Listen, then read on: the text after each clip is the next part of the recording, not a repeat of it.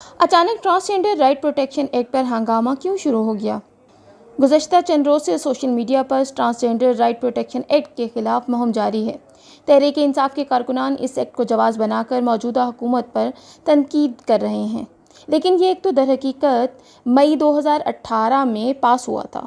اس act کے خلاف اسلامی نظریاتی کونسل نے وفاقی شرعی عدالت سے رجوع کیا تھا، تاہم یہ ایکٹ عوامی حلقوں میں اس وقت موضوع بحث بنا جب جماعت اسلامی کے سینیٹر مشتاق احمد نے اس کے خلاف ایوان بالا یعنی سینٹ میں آواز اٹھائی اور اس میں ترمیم کے لیے بل پیش کیا۔ سینیٹر مشتاق احمد نے سینٹ میں اس بل سے متعلق اپنے خیالات کا اظہار کرتے ہوئے کیا کہا، یہ دیکھیں۔ ایکٹ سے ہوا یہ ہے کہ اس کی ڈیفینیشن 2 کی روح سے ایک مرد سرجری کی صورت میں اور ڈیفینیشن 3 کی روح سے ایک مرد بغیر سرجری کے اپنے آپ کو عورت تسلیم کروا سکتا ہے اور عورت جو ہیں وہ مرد تسلیم کروا سکتا ہے۔ اس لیے مسٹر چیئرمین یہ اسلامی تعلیمات کے خلاف ہیں اور اس کے نتیجے میں ہوگا یہ ایک بندہ یعنی آپ دیکھیں اپنی مرضی، تخیل یا زغم کی بنیاد پر جس جنس کو رجسٹریشن کرنے کا اختیار دے رہا ہے، تو اس کے نتیجے میں ہوگا ایک فرد جو ہے بایولوجیکلی مرد ہوگا لیکن اس کے خیالات اور زغم اور تفرقات عورتوں جیسے ہوگی، وہ عورت کی صورت میں آپ کو رجسٹر کرے گا اور اس سے ہم جنس پرستوں کی شادی کی طرف جو ہے وہ معاملہ جائے گا، تو یہ اسلام کی تعلیمات کے خلاف ہے، نمبر 1۔ نمبر 2، اس سے اسلام کے قانونی وراثت کے خلاف ہے۔ ایک بندہ اگر نادرا کے پاس جاتا ہے تو نادرا اس کے خیالات اور زغم اور تصورات کی بنیاد پر نہیں، میڈیکل بورڈ، اور میڈیکل بورڈ میں نے جس طرح مسٹر چیئرمین اس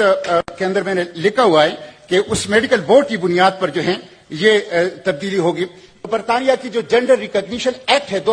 2004، اس میں بھی جب کوئی بندہ جاتا ہے اور اپنی جنس تبدیل کے لیے درخواست دیتا ہے تو وہ 2 سال کی مہلت دیتے ہیں کہ 2 سال سوچو اور 2 سال کے بعد آؤ، لیکن یہاں تو آپ نادرا کے پاس چلے جائیں اور کھڑے ہو جائیں کہ میرا پہلے جنس یہ تھا، اب اس کو تبدیل کرو، نادرا پابند ہوگا کہ اس کو تبدیل کر دے گا۔ تو مسٹر چیئرمین اس لیے میں اس میں ترامیم لایا ہوں تاکہ اس کا مس یوز نہ ہو اور جو حقیقی ٹرانسجینڈر ہیں ان کی ایکسپلائٹیشن نہ ہو، ان کی آڑ میں اسلام اور ہمارے خاندانی نظام اس کے اوپر حملہ نہ ہو۔ سینیٹر مشتاق احمد کی جانب سے پیش کیے گئے ترمیمی بل کی مخالفت کرتے ہوئے اس وقت کی وفاقی وزیر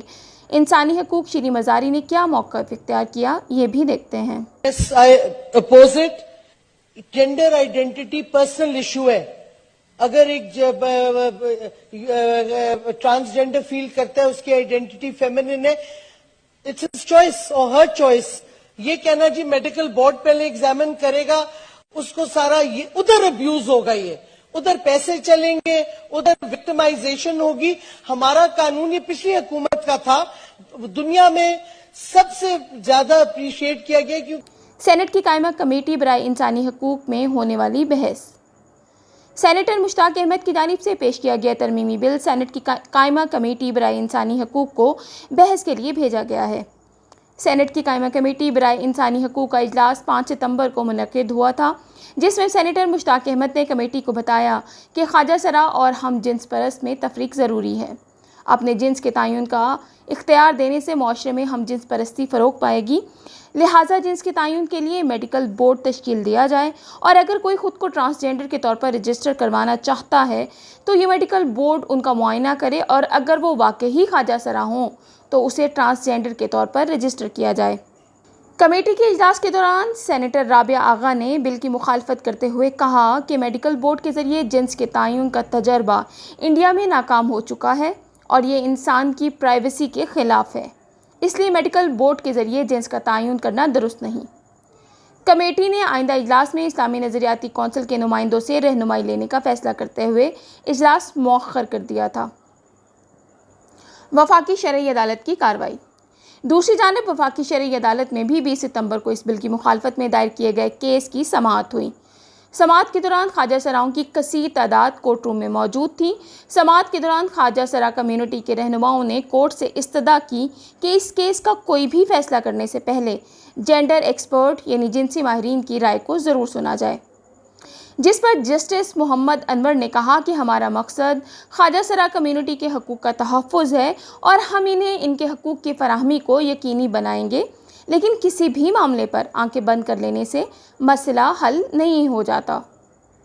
کیس کی سماعت کے موقع پر خواجہ سرا کمیونٹی کی رہنما الماس بابی، پیپلز پارٹی کی رہنما فرحت اللہ بابر اور دیگر بھی موجود تھے۔ وفاقی شرعی عدالت نے الماس بابی اور سینیٹر مشتاق احمد کی اس کیس میں فریق بننے کی درخواست کو منظور کرتے ہوئے انہیں اور دیگر کو اپنی تحریری موقف آئندہ سماعت تک جمع کرانے کی ہدایت کرتے ہوئے کیس کو غیر معینہ مدت تک کے لیے ملتوی کر دیا۔ سینیٹر مشتاق احمد کے ترمیمی بل میں کیا سفارشات کی گئیں؟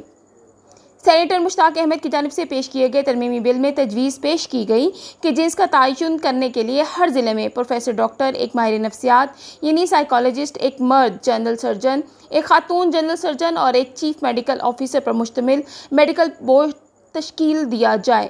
جنس تبدیلی سے قبل یہ بورڈ معائنہ کرنے کے بعد ایک رپورٹ جاری کرے گا جس سے جنس تبدیل کرنے والے شخص کے جنس کا تعین ہوگا، یعنی یوں محض ظاہری علامت یا خواہش پر کسی شخص کی جنس تبدیل نہیں ہوگی۔ ترمیمی بل میں جنس تبدیل کرنے کے لیے کی جانے والی سرجری اور دیگر طبی طریقہ کار پر بھی پابندی عائد کرنے کی سفارش کی گئی۔